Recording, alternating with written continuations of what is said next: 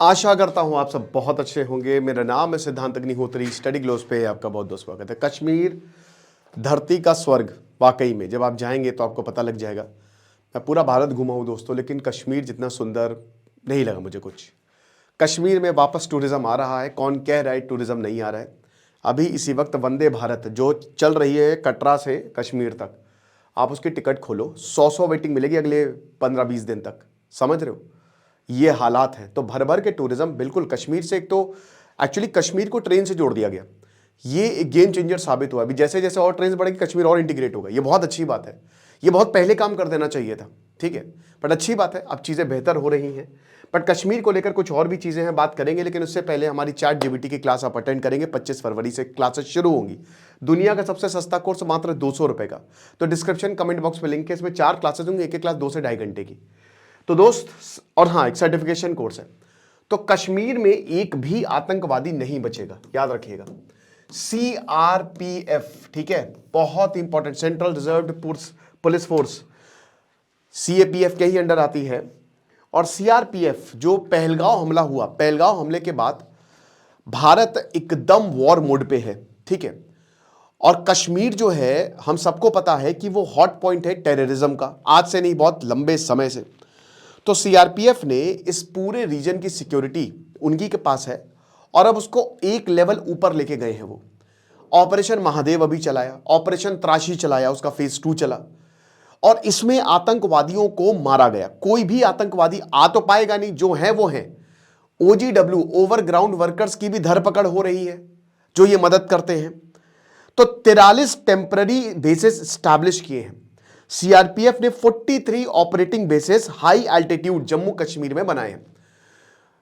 अभी जब पहलगांव हमला हुआ था तो ये खबर थी कि 100 के करीब आतंकवादी जो है वो पूरी घाटी में एक्टिव है, जम्मू कश्मीर को मिला दे तो हमने बताया था कि देखिए सर्दियों में क्या करते हैं ना, कि जो ये लोग कैसे काम कर रहे हैं कि जैसे ये एक बार आ गए, और जाहिर सी बात है यहाँ पे इनको सप्लाई मिली रही है, कुछ ओजीडब्ल्यू है जो इनकी मदद कर रहे हैं।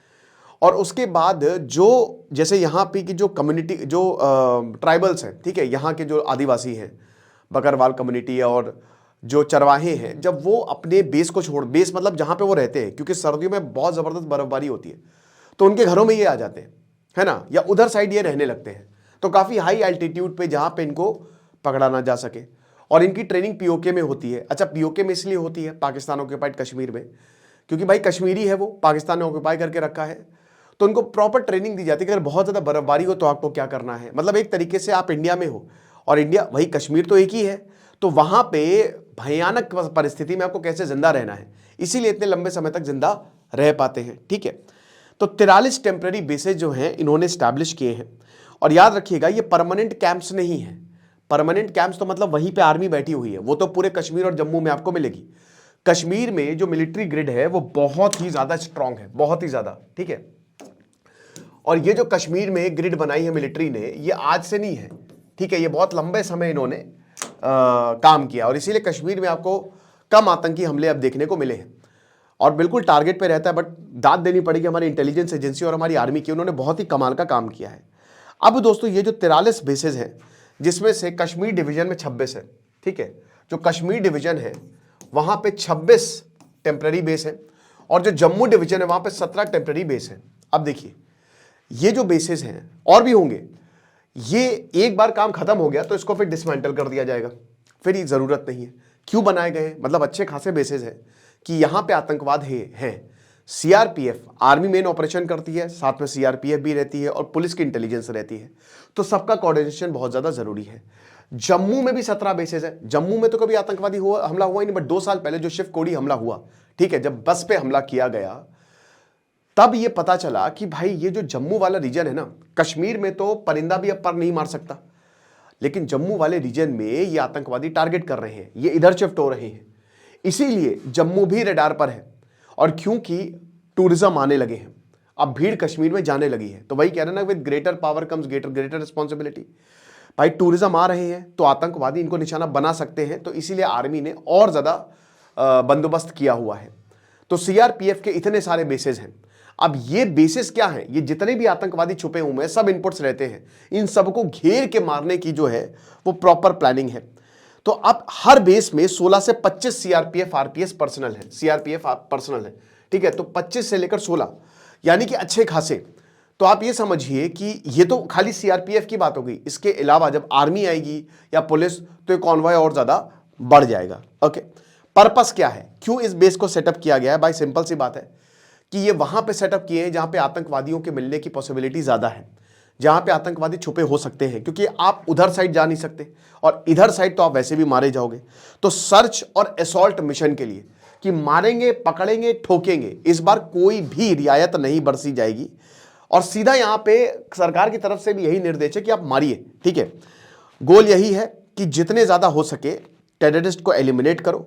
और जो ये हट्स है ना, रिमोट हट्स, जिनको ढोक्स बोला जाता है, इन ढोक्स में छुपे हुए हैं। मैंने क्या बताया कि इन ढोक्स को अभी सर्दियों में, अभी जैसे सर्दियां थी, गजब बर्फबारी हुई, तो वहां के जो चरवाहे हैं या जो वहां की कम्युनिटी है वो उनको अबैंडन कर देती है, तो इन्हीं हट्स को ये यूज करते हैं, यहीं पे ये रहते हैं, यहीं पे अपने टेम्पररी बेस बनाते हैं।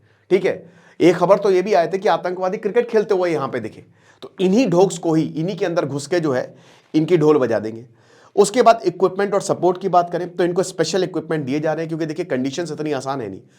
आप बस नाम लीजिए, पहाड़ है, जंगल है, नदी है, और आपको इन सबसे पार पाना है। तो best of the best equipments जो है यहाँ पे सीआरपीएफ को दिए जा रहे हैं, चाहे वो टैक्टिकल बूट्स हो, चाहे वो विंटर जैकेट्स हो, स्लीपिंग बैग्स हो, या फिर सैटेलाइट फोन्स हो, क्योंकि वहां पे नेटवर्क आता नहीं भाई, नॉर्मल नेटवर्क तो आता नहीं है वहां पे। आपको पोस्ट पेड सिम जो है कश्मीर में ले जाना पड़ता है। अगर आप कश्मीर जा रहे हैं तो पहले अपने सिम को पोस्ट पेड कराइए, और मैं तो आपसे यही बोलूंगा कि एयरटेल या जियो ही ले जाएं, वो ज़्यादा सही रहेगा।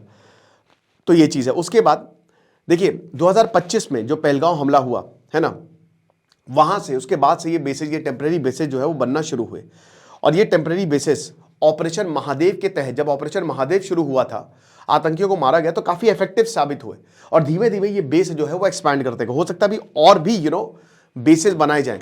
100 अभी आतंकवादी कहा जा रहा है कि वो एक्टिव है, और आर्मी और सीआरपीएफ का यही काम है कि एलिमिनेट करना है। तो अभी मान के चलिए कि अभी जून जुलाई तक आते आते ना सारे आतंकवादी खत्म हो जाएंगे। एनकाउंटर हो रहे हैं, ऐसा नहीं है। अभी पिछले महीने से 5 से 6 इंसिडेंट हुए जहां पे सेना और आतंकवादी डायरेक्ट भिड़ गए, बट ये हमारी सेना का काम है, अमन चैन फैलाना। कश्मीर डेवलपमेंट मोड पे है भाई। पहलगांव हमले के बाद मैं समझता हूं कि पीछे हुआ था, प्रॉब्लम हुई थी, लेकिन अब हम फ्रंट फुट पे हैं, और हम यही उम्मीद करेंगे कि कश्मीर ऐसे ही डेवलप होता रहे और लोग जो है वो कश्मीर को प्यार देते रहें। आपको क्या लगता है मुझे कमेंट बॉक्स में बताइएगा। बाकी आप मास्टर चैट जीपीटी का कोर्स अवेल कर सकते हैं, डिस्क्रिप्शन कमेंट बॉक्स में लिंक है। खुश रहिए, पढ़ते रहिए। दिस इज सिद्धांत अग्निहोत्री साइनिंग ऑफ।